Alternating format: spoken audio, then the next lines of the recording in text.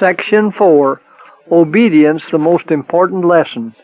Chapter 10, The Key to Happiness and Success. Happiness dependent on obedience. Let fathers, mothers, and the educators in our schools remember that it is a higher branch of education to teach children obedience. Altogether, too little importance is attached to this line of education.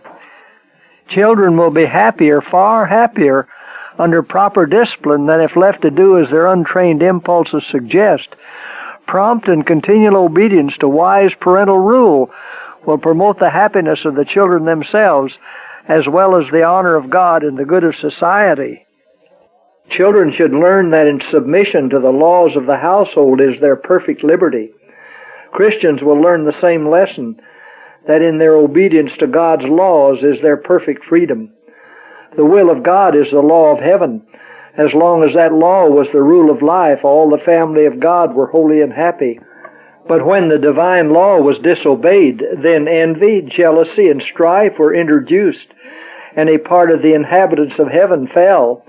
As long as God's law is revered in our earthly homes, the family will be happy. Disobedience caused loss of Eden. The history of Adam and Eve's disobedience in the very beginning of this earth's history is fully given. By that one act of disobedience, our first parents lost their beautiful Eden home. And it was such a little thing. We have reason to be thankful that it was not a larger matter, because if it had been, little disregards and disobedience would have been multiplied. It was the least test that God could give the holy pair in Eden. Disobedience and transgression are ever a great offense to God. Unfaithfulness in that which is least will soon, if uncorrected, lead to transgression in that which is great. It is not the greatness of the disobedience, but the disobedience itself which is the crime. The foundation of temporal and spiritual prosperity. Temporal and spiritual prosperity are made conditional upon obedience to the law of God. But we do not read God's Word and thus become familiar with the terms of the blessing that is to be given to all who hearken diligently to God's law and teach it diligently in our families. Obedience to God's Word is our life, our happiness.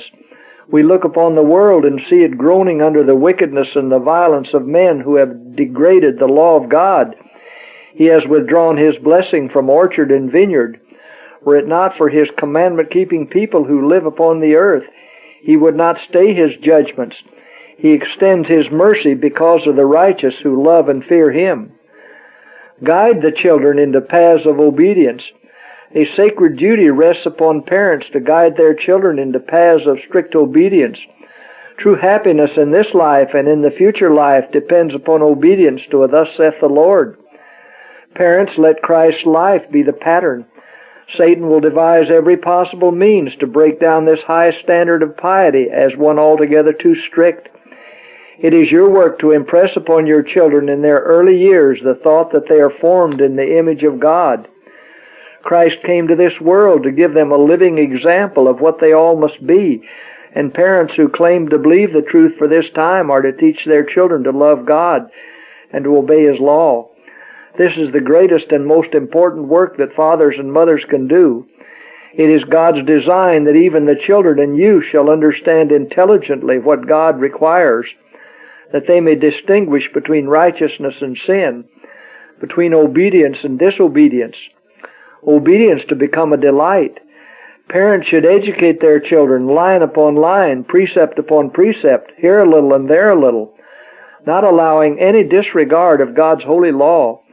They should rely upon divine power, asking the Lord to help them to keep their children true to Him, who gave His only begotten Son to bring the disloyal and disobedient back to their allegiance.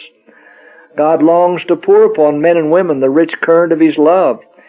He longs to see them delighting to do His will, using every jot of their entrusted powers in His service, teaching all who come within the sphere of their influence that the way to be treated as righteous for Christ's sake is to obey the law.